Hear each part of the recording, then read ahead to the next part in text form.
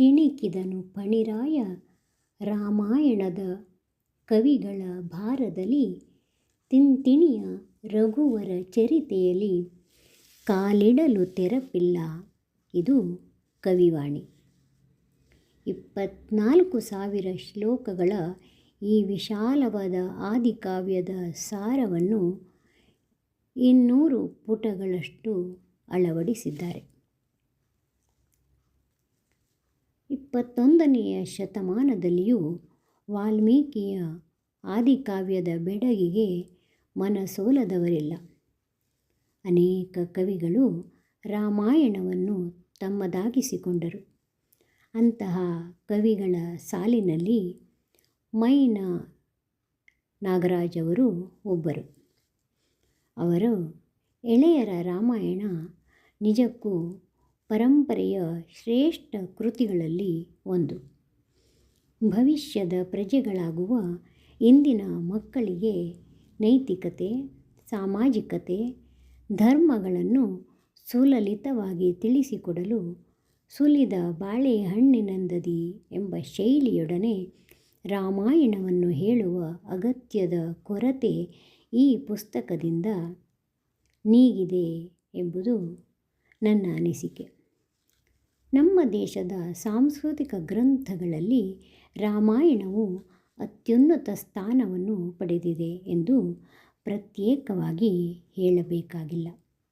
ಶ್ರೀರಾಮ, ಲಕ್ಷ್ಮಣ, ಹನುಮಂತ, ವಿಭೀಷಣ ಇವರ ಆದರ್ಶವನ್ನು ತಮ್ಮ ಜೀವನದಲ್ಲಿ ಅಳವಡಿಸಿಕೊಳ್ಳುವ ಪ್ರಯತ್ನ ಇಂದಿನ ಮಕ್ಕಳಲ್ಲಿ ಆಗಬೇಕು. ಕಥೆಯ ನಿರೂಪಣೆ ಸರಳವೂ ಸುಂದರವೂ ಆಗಿದೆ.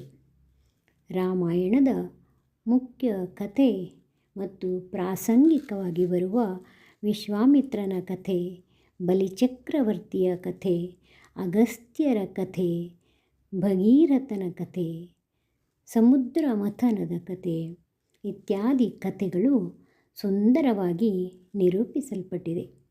ರಾಮಾಯಣದಲ್ಲಿ ಅಡಕವಾಗಿರುವ ಸಂಸ್ಕೃತಿಯ ಮೌಲ್ಯಗಳ ಪರಿಚಯ ಮಾಡಿಕೊಡುವ ಉದ್ದೇಶ ಈ ಕೃತಿಯದ್ದಾಗಿದೆ. ಶ್ರೀಯುತ ಮೈ. ನ. ನಾಗರಾಜ್ ಅವರು ಬರೆದ ಎಳೆಯರ ರಾಮಾಯಣವನ್ನು ಓದುವ ಒಂದು ಕಿರು ಪ್ರಯತ್ನ ಇದಾಗಿದೆ. ಅಧ್ಯಾಯ 1 ಸೀತಾಪರಿಣಯ. ಭಾಗ 1 ಆದಿಕವಿ ವಾಲ್ಮೀಕಿಯಿಂದ ಮಹಾಕಾವ್ಯ ರಾಮಾಯಣದ ರಚನೆಯಾದ ಸಂದರ್ಭ. ಗಂಗಾ ನದಿಯ ಪ್ರದೇಶ. ಅಲ್ಲಿ ಸುಂದರವಾದ ಅರಣ್ಯಗಳು, ಆಶ್ರಮಗಳು ಇವೆ. ಮನೋಹರವಾದ ತಮಸಾ ನದಿ ಹರಿಯುತ್ತಿದೆ. ಆ ನದಿಯ ದಡದಲ್ಲೇ ವಾಲ್ಮೀಕಿ ಮಹಾಮುನಿಯ ಆಶ್ರಮ. ವಾಲ್ಮೀಕಿಯೊಬ್ಬ ಮಹಾಋಷಿಗಳು. ಪರಮಾತ್ಮನನ್ನು ಕುರಿತು ಬಹಳ ವರ್ಷ ಕಾಲ ತಪಸ್ಸು ಮಾಡಿದವರವರು. ಆಹಾರ ನಿದ್ರೆಗಳಿಲ್ಲದೆ ದೇಹ ಅಲ್ಲಾಡದಂತೆ ತಪಸ್ಸು ಮಾಡುತ್ತಿದ್ದಾಗ ಅವರ ಸುತ್ತಲೂ ಹುತ್ತ ಬೆಳೆದಿತ್ತು.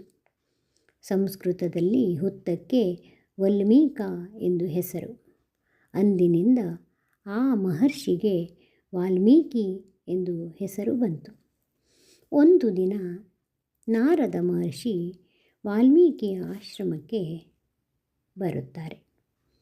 ವಾಲ್ಮೀಕಿ ಋಷಿ ನಾರದರನ್ನು ಆದರಿಸಿ ಸ್ವಾಗತಿಸುತ್ತಾರೆ.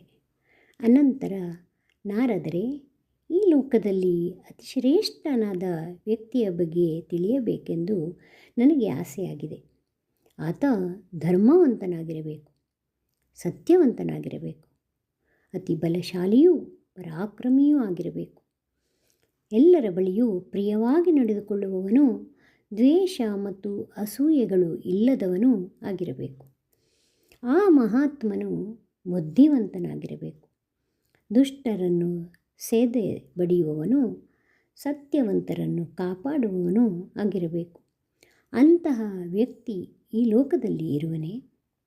ಹಾಗಿದ್ದರೆ ಆ ವ್ಯಕ್ತಿಯ ಬಗ್ಗೆ ನನಗೆ ತಿಳಿಯ ಹೇಳಿರಿ ಎಂದು ಪ್ರಾರ್ಥಿಸುತ್ತಾರೆ. ನಾರದ ಮಹಾಮುನಿಗಳು 3 ಲೋಕಗಳಲ್ಲೂ ಸಂಚರಿಸುವವರು.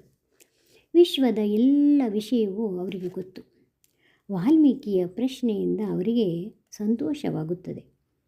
ಮಹಾವ್ಯಕ್ತಿಯೊಬ್ಬನ ವಿಷಯ ಹೇಳುವ ಅವಕಾಶ ಸಿಕ್ಕಿತಲ್ಲ ಎಂದು ಹರ್ಷಗೊಂಡು, ವಾಲ್ಮೀಕಿಯೇ, ನೀನು ಕೇಳಿದಂತಹ ಮಹಾಪುರುಷರು ಈ ಲೋಕದಲ್ಲಿ ಸಿಗುವುದು ಅತಿ ವಿರಳ. ಆದರೂ ಈಗ ಒಬ್ಬ ಮಹಾವ್ಯಕ್ತಿ ಇದ್ದಾನೆ.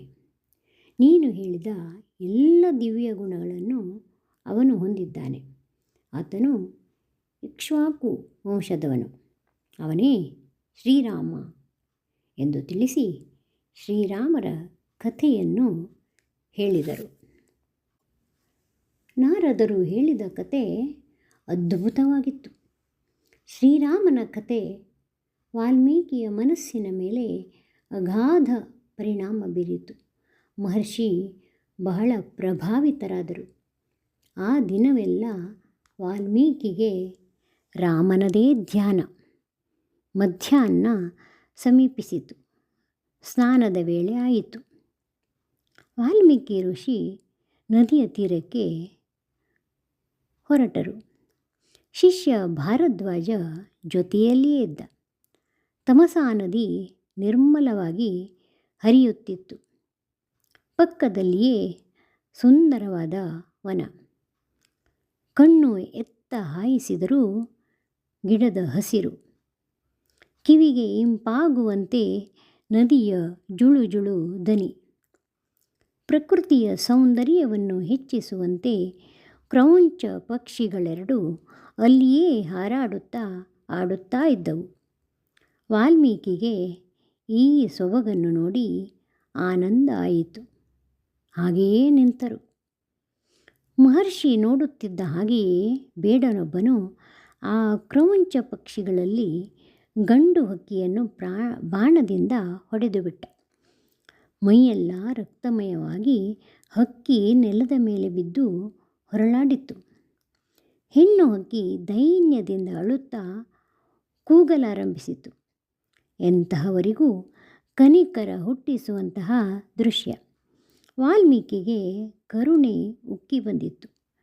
ಬೇಡ ಮಾಡಿದ ಕೆಲಸ ತಪ್ಪು ಎನಿಸಿತು ಅವರಿಗೆ. ಬೇಡನ ಕಡೆ ತಿರುಗಿ, ಎಲೈ ಬೇಡನೆ, ವಿನಾಕಾರಣ ಹಕ್ಕಿಯೊಂದನ್ನು ಕೊಂದು ಪಾಪಿಯಾಗಿರುವೆ. ಇನ್ನು ನೀನು ಬಹಳ ದಿನ ಬದುಕಬಾರದು.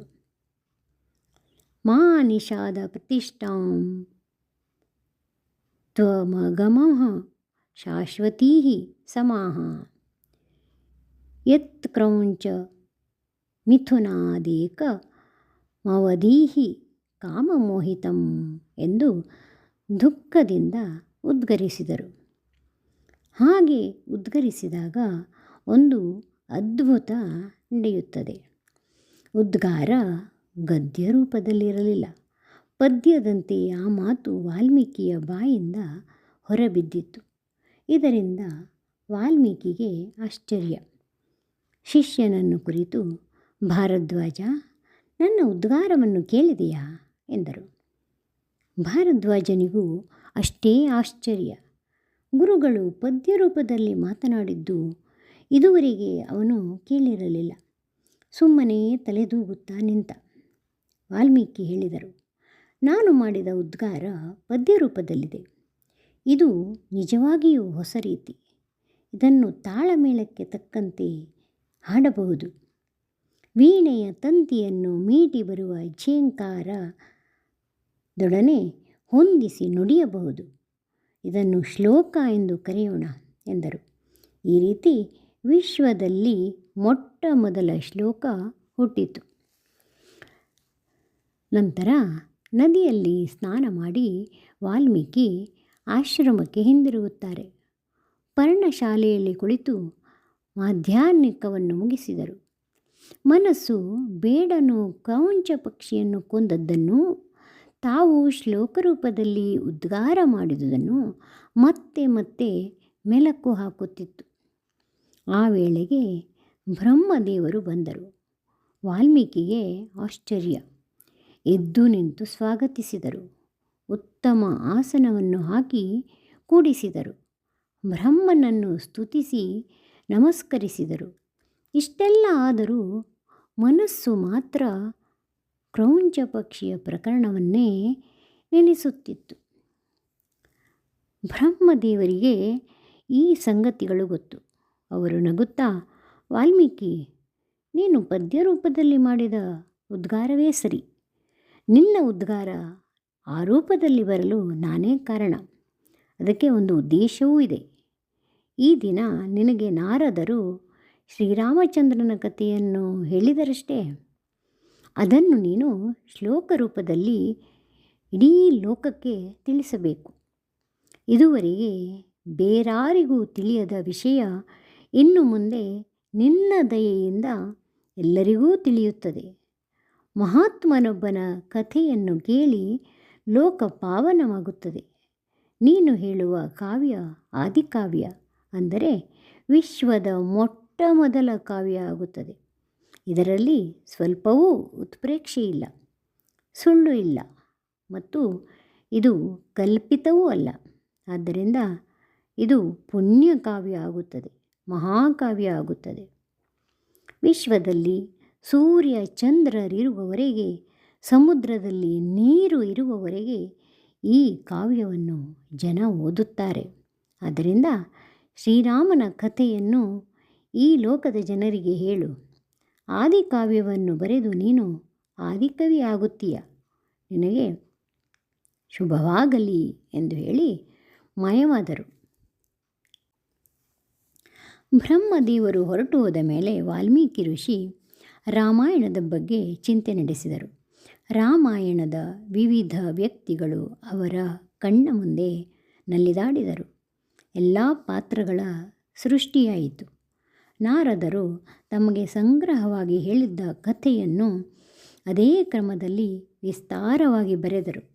ಅಮೂಲ್ಯ ರತ್ನಗಳನ್ನೊಳಗೊಂಡ ರಾಮಾಯಣವೆಂಬ ಮಹಾಕಾವ್ಯವನ್ನು ವಾಲ್ಮೀಕಿ ಮಹರ್ಷಿ ಬರೆದರು. ಕಾವ್ಯ ಬಹಳ ಸುಂದರವಾಗಿ ಬಂತು. ಅದನ್ನು ಸಪ್ತ ಸ್ವರದಲ್ಲಿ ಹಾಡಿದರೆ ಮತ್ತಷ್ಟು ಮನೋಹರ. ವಾಲ್ಮೀಕಿ ಮುನಿ ತಮ್ಮ ಆಶ್ರಮದಲ್ಲಿದ್ದ ಲವಕುಶರನ್ನು ಕರೆಸಿದರು. ಲವಕುಶರು ಅವಳಿ ಮಕ್ಕಳು, ತಪಸ್ವಿಗಳಂತೆ ಉಡುಗೆ ತೊಟ್ಟಿದ್ದರು. ವಾಲ್ಮೀಕಿಯ ಆಶ್ರಮದಲ್ಲಿಯೇ ವಾಸ.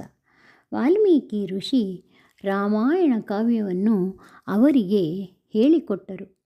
ಅವರನ್ನು ಹಾಡುವಂತೆ ಹೇಳಿದರು. ಲವಕುಶರು ರಾಮಾಯಣವನ್ನು ಇಂಪಾಗಿ ಹಾಡಲಾರಂಭಿಸಿದರು.